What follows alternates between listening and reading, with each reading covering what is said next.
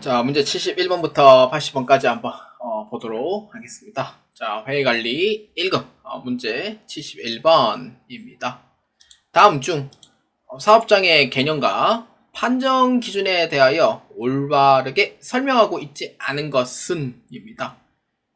사업장 개념이 이제 어떤 기준이 이제 책에 나와 있죠. 그렇기 때문에 자, 한번 봅시다. 자, 1번 제조, 최종 제품을 완성하는 장소 맞죠? 그럼 2번 무인 자동 판매기를 통한 재화 용역을 공급하는 사원. 무인 자동 판매기는 뭐 길마다 있잖아요. 예, 그런 데에서 이제 그 사업장이 아니고요. 사업에 관한 업무를 총괄하는 장소. 그러니까 관할이 있어요. 내가 예를 들어서 아산시라고 돼 있으면은 뭐 배방읍이 있고 그 다음에 탕정면이 있거든요. 그러니까 이쪽 관리해서 내가 하겠다라는 게 이제 관리하는 장소는 어디냐면은 뭐 예를 들어서 어디라고 해야 되지? 야, 온천동이다. 그러면은 온천동에 사무실이 있고 그 자판기 깐 곳이 배방어 상정에 이렇게 여러 군데 다 있을 거잖아요. 그래서 거기에서 이제 업무 총괄하는 장소. 그러니까 무인 자동기가 있는 곳이 아닙니다. 그러니까 그걸 관리하는 장소 이렇게 보아주시면 되고 그 다음 3번 건설업, 운수업, 부동산 매매업은요. 법인은 등기 부상 소재지예요. 그러니까 등기부 등본에 해당하는 주소. 개인은 업무 총괄하는 장소에 해당이 되고요. 부동산 임대업은요, 이게 답이 아니에요. 부동산 임대업은요, 그 부동산 임대업을 하는 소재지예요. 부동산 임대하는 소재지. 그러니까 그 이제 임대차 계약 쓰잖아요. 거기에서 이제 임대하는 장소 이렇게 모아주시면 돼요. 그래서 매매업하고 임대업하고 많이 헷갈리는데 그래서 헷갈리지 않도록 하는 게 중요하고요. 그래서 올바르지 않은 설명은 몇 번? 4번으로 체크해 주시면 되겠습니다. 자, 회의관리 1급 문제 72번입니다. 다음 부가가치 세법의 사업자 등록증의 교부 시기에 대하여 올바른 것. 사업자 등록증 교부 시기는요. 내가 신청하고 2일 이내에 교부를 해주도록 되어 있습니다. 그렇기 때문에 정답 몇 번? 1번으로 체크해 주시면 됩니다. 옛날에는 7일, 5일, 3일 이랬거든요. 근데 요거는 다 이제 옛날 거고 지금은 2일로 이렇게 봐주시면 됩니다. 자, 회의관리 1급 문제 73번입니다. 다음 부가가치세법상 세운계산서에 대한 설명으로 옳지 않은 것은 입니다. 자, 1번입니다. 세운계산서는 거래 사실증명을 위한 것이며 법적 증빙서류에 해당한다. 맞습니다. 세운계산서는 우리가 거래했다는 사실증명을 이제 하는 쪽으로 보아주시는 게 맞아요.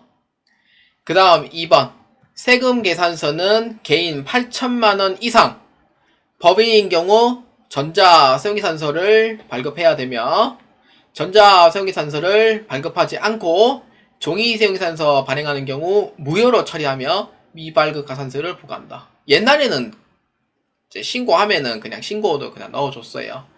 근데 무효라고는 하진 않습니다. 그러니까 세운계산서는 전자의무인데 종이로 발행을 하면은 일단은 매출로 인정은 해요. 매출로 인정을 하고 그렇다고 무효는 하지 않아요.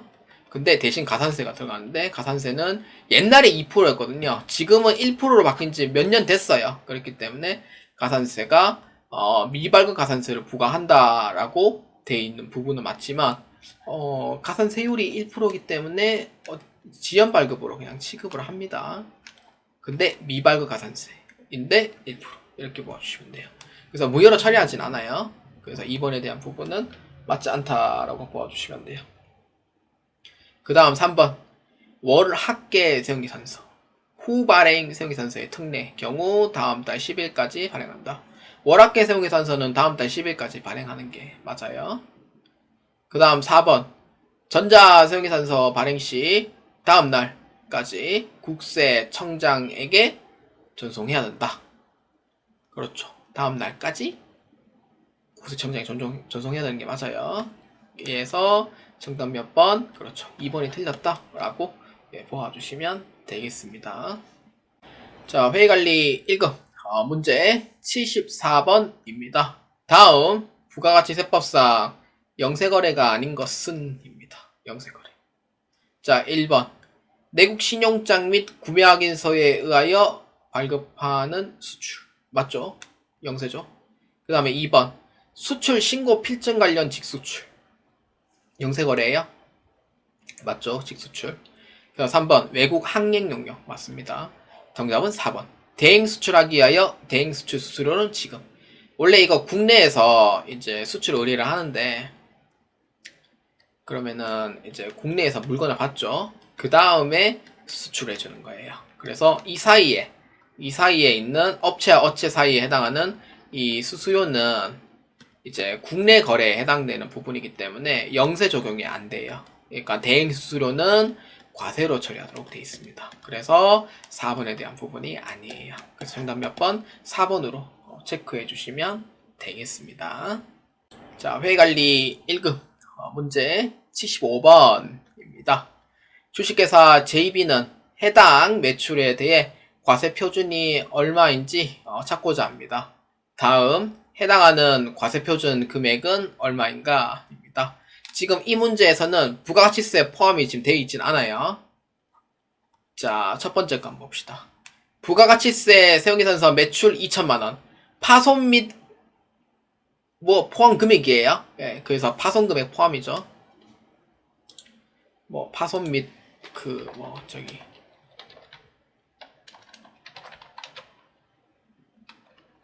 이렇게 변경할게요. 그 다음에 도달하기 전 파손 금액. 이거는 포함되어 있으니까 그냥 안 빼줘도 돼요. 그 다음 할부 판매 이자 20만원. 이거는 포함. 지급 지연으로 인한 5만원은 포함시키면 안 돼요. 그러니까 여러분도 꼭 아셔야 되는 게 지급 지연은요. 돈을 안 주는 거잖아요. 그거에 따른 이자 처리는 부가가치세에서는 포함시키진 않아요. 그러니까 명백한 위반이에요. 근데 그렇게 하는 회사가 있어요. 불법이에요. 그래서 해도 되긴 하는데 불법이에요. 그렇긴 한데 그래서 할부 판매는 포함시키는 거죠. 아니 돈을 안 줌으로써 세용계산서 거래사실 증명해가지고 포함시키는 건 말도 안 되는 행동이에요. 그러니까 어디서 배웠는지 참 의무입니다. 그래서 합치면은 2천만원에서 20만원 더해주면 돼요. 그래서 2020만원이고요. 그래서 거기에 부가세 10% 하면은 202만원이 돼요.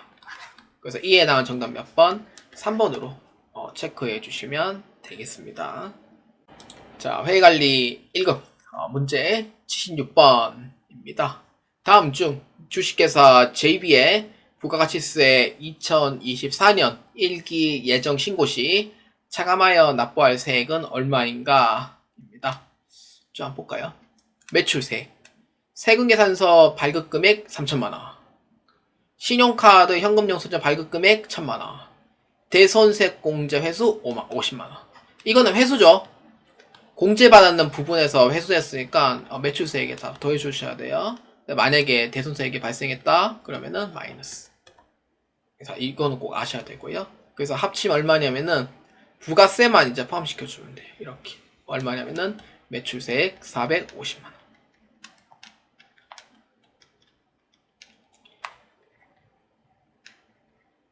자, 그 다음 매입세액입니다. 매입세액은 세용계산서 수치 일반 부가세 200만원, 신용카드 현금영수증 수치 고정 50만원. 그러니까 불공제될 건 없어요. 기업 업무 추진비 300만원. 이거는 불공제이기 때문에 포함시키지 않습니다. 포함시키지 않으면 돼요. 그러니까 다 더해놓고 빼도 되고. 그래서 얼마냐면은 250만원입니다. 자, 그러면 납부할 세액은 얼마예요? 200만원으로 보아주시면 돼요. 그래서 76번에 몇 번이에요? 그렇죠. 2번으로 체크해 주시면 되겠습니다. 자, 회계관리 1급 문제 77번입니다. 다음 중 주식회사 JB의 세금 계산서를 발행한 사유로 올바른 것은? 입니다. 자, 문제 한번 볼게요. 7월 2일 주식회사 JB는 주식회사 AQ에게 제품 300만원을 공급하고 세금계산서를 발행합니다. 그러니까 애가 세금계산서 발행을 했죠. 그런데 상호를 주식회사 AQ로 작성을 해야 되는데 같은 상호의 회사가 존재하여 사업자 번호를 다르게 발행했다는 연락을 받아 수정 세금계산서를 발급하려고 한다. 이거 실제 사유예요. 제가 이제 회사한테 실제 사유. 그러니까 저 같은 경우에는 이거는 매입한 회사인데 왜뭐 사업자 번호가 다르지라고 해서 영업 관리팀이 알려줬거든요. 그래서 다시 발행해 준다 했어요. 그래서 상호는 맞는데 번호가 다른 경우가 있어요. 사업자 번호. 그래서 이 경우에는 이제 수정 발행을 해야 되는 거죠. 이게 뭐가 잘못된 거예요? 금액이 잘못됐나요? 아니죠. 기간이 잘못됐나요? 아니죠. 뭐예요? 신상 정보가 잘못된 거죠. 신상 정보가 잘못된 거는 기재사항 착오 정정에 해당이 돼요. 그래서 이에 해당한 정답 1번으로 체크하시면 됩니다. 그래서 이번에 착오에 의한 이중 발행은 2장 발행을 똑같이 했다는 의미가 되고, 이거 실제로 있어요. 한입된 제한은 이제 그 물건에 이제 하자가 생겨서 마이너스 처리하는 거고, 계약의 해지는 계약을 했는데 없던 걸로 합시다 라는 의미가 돼요. 자, 그래서 이 올바른 건 1번입니다. 자, 회의관리 1급 문제 78번입니다. 다음 중 부가가치세법상 불공제 사유로 올바르지 않은 것은 입니다. 불공제 사유는 저300에 준비하시는 분들은 꼭 아셔야 되는 거죠. 그래서 1번 봅시다. 1000cc 미만 또는 8인승 이하의 승용차. 이거는 뭐예요? 불공이에요? cc는 1000cc 넘어야 되잖아요. 1000cc 초과 8인승 이제 이하의 승용차예요. 그러니까 미만이 아니고 뭐예요? 초과죠. 그래서 이게 불공제인데 이거는 말이 안 돼서 틀렸고, 그 다음 2번 면세 사업을 위해 구입한 재화. 이거는 불공입니다. 과세를 인정 못해요. 면세 사업 위해서는. 그 다음 3번 토지의 자본적 지출. 면세 부분이기 때문에 세우기선서 발행하면 안 되고요. 그 다음 4번 사업과 관련이 없는 지출의 매입세. 사업 관련이 없으면 당연히 공제 안 된다는 거죠. 그래서 이에 올바르지 않은 건 몇 번이에요? 그렇죠. 1번으로 체크하시면 됩니다. 여긴 X라고 했는데 원래 불공제는 이제 공제 안 되니까 X로 한 거고요. 그러니까 이거는 맞는 얘기가 돼요. 그래서 답은 1번이에요. 자, 회의관리 1급 문제 79번입니다. 다음 중 일반 환급 및 조기 환급에 대한 설명으로 올바른 것은 입니다. 자, 일반 환급은요, 이 특징을 아셔야 돼요. 일반 환급은 예정 신고 때 환급 안 해줍니다. 그래서 언제 해주냐면은 확정 신고 때 환급을 해줘요. 그래서 환급 기한은 언제냐면은 30일 이내입니다. 그 다음에 조기 환급은요, 예정 신고 때 환급해줍니다. 확정 신고 때도 환급해줘요. 근데 조건이 있어요. 뭐냐면은 영세 매출이거나 아니면은 설비 자산을 구입하는 경우에서는 조기 환급을 해줍니다. 그래서 조기 환급은 15일 이내에 환급해줘요. 자, 이렇게 정리하면은 답이 나오죠. 자, 1번부터 한번 봅시다. 일반 환급인 경우 예정 신고 시 환급하지 않고 확정 신고 시 미환급세액에서 차감한 후 환급이 발생하는 경우 부가가치세 신고 기한 종료 후 다음 날부터 30일 이내에 환급한다. 맞아요? 틀려요? 맞는 얘기죠. 자, 그 다음 2번 조기 환급인 경우 예정 신고 시 환급할 수 있으며 특별한 사유에는 해당하는 경우 환급할 수 있다. 그렇죠. 조기 환급 조건 있죠. 아까 적어놓은 거.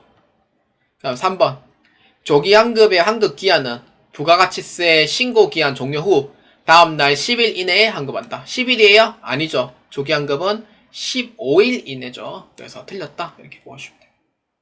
그 다음 4번 영세 관련 거래 및 설비자산 구입으로 인한 환급인 경우 조기 환급할 수 있다. 맞죠? 조건 아까 적어놨죠? 이 특별한 사유가 이제 4번에 대한 설명인 거죠. 그래서 이에 올바른 거 몇 번? 3번으로 체크해 주시면 되겠습니다. 자, 회의관리 1급 문제 80번입니다. 마지막 문제가 되겠습니다. 자, 부가가치세 신고 납부 기한으로 올바르지 않은 것입니다. 개인사업자의 이계약정 7월 1일부터 12월 말 납부 기한 1월 25일 맞아요? 그렇죠. 개인사업자는 과세기간이 6개월이잖아요. 그중 3개월은 예정납부. 그래서 6개월로 봐야 돼요. 그 다음 2번 간이가세자 확정신고 연공급대가 4,800만원 미만입니다. 그래서 1월 1일부터 12월 말까지 납부기한은 1월 25일 맞죠? 그 다음에 법인사업자 2기 확정기간 10월 1일부터 12월 말까지 6개월 한 번이죠. 그래서 1월 25일 맞죠? 정답은 4번입니다. 법인 사업자 1개 확정 4에서 6월 맞죠? 납부기한 언제예요? 다음 달 25일까지죠. 그러니까 31일까지는 없어요. 부가시세에서는. 무조건 다음 달 25일까지 이렇게 보시면 돼요. 그래서 이 올바르지 않은 거 몇 번? 4번으로 체크해 주시면 되겠습니다. 자, 여러분 문제 풀이 및 해설이 모두 다 끝났습니다. 1회차, 2회차를 비교를 했을 때 문제 실수한 거는 거의 없어요. 다행히도. 그래서 책을 참고해서 보고 회의관리 1급 지금 책이 없어요. 그래서 책을 보면서 이제 조금 문제를 조금 이제 지엽적으로 한번 만들어 보려고 하거든요. 4회차까지는 기출문제대로 하고 5회차부터가 좀 많이 지엽적이에요. 그래서 지엽적인 문제를 해가지고 한번 생각지도 못한 문제를 한번 만들어 보고 5회차부터는 좀 난이도를 좀 올릴까 싶거든요. 난이도 좀 올리면서 최대한 회의관리 문제랑 좀 비슷하게 최대한 비슷하게 해가지고 한번 만들어 보려고 합니다. 많은 도움이 되었으면 좋겠습니다. 요새 문제 자체가 많이 조금 어려워지고 있는 상황이긴 한데 제가 2012년도에 합격을 했어요. 합격을 했지만 뭘 해야 되나? 문제가 어렵습니다. 옛날 문제도 아니고 2022년도 거가 좀 문제가 어려운 게 좀 많아요. 그래서 2022년도 거도 봐도 괜찮고 그 여러분들 기출문제집 사시잖아요. 기출문제집 꼭 사셔가지고 한번 보시는 것도 추천드립니다. 자, 여러분들의 합격을 기원하며 제 모의고사도 보아주시는 분들 진심으로 감사드립니다. 많은 도움이 되시고 꼭 합격하시기 바랍니다. 자, 여러분들 여기까지 진행하도록 하겠습니다. 여러분들의 진심으로 합격을 기원하는 바이며 최대한 실수 없이 여러분들의 문제를 볼 수 있도록 블로그로 올려드리도록 하겠습니다. 여러분들 매우 감사합니다.